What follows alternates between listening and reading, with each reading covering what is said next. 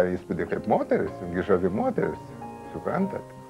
Ir be to, jin labai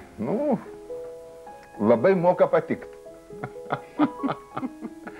Kaip jin dirba Jūratė. Jūratė ne taip kaip žmogus, kuris kažką sugalvoja, kažkokį planą, ten jis iš lėto braižo, ten daro eskizus ir taip. Jūratė kažkas bręsta ir staiga jin per vieną dieną arba per vieną savaitę gali padaryti visą parodą. Kada truputėlį nusibosta gyventi, visada, reiškia, sugalvoji kažką tokio, ko dar iki šiol nebuvo. Tai čia vienas iš tokių, matyt, ir buvo akcijų.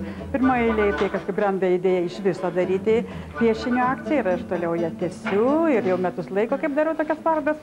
Bet būtent atidaryti ją naujų metų naktį, tai buvo kažkoks toks savotiškas akstinas, kartu ir neįsipareigoti, padaryti tai kaip žaidimą, kaip kokią akibrokštąją pradžią. Antras dalykas labai paprastas, būtent meniškai su kolegom sutikti naujus metus, ne prie televizoriaus, ne vien tik tai geriant šampaną, bet tiesiog žaidžiam.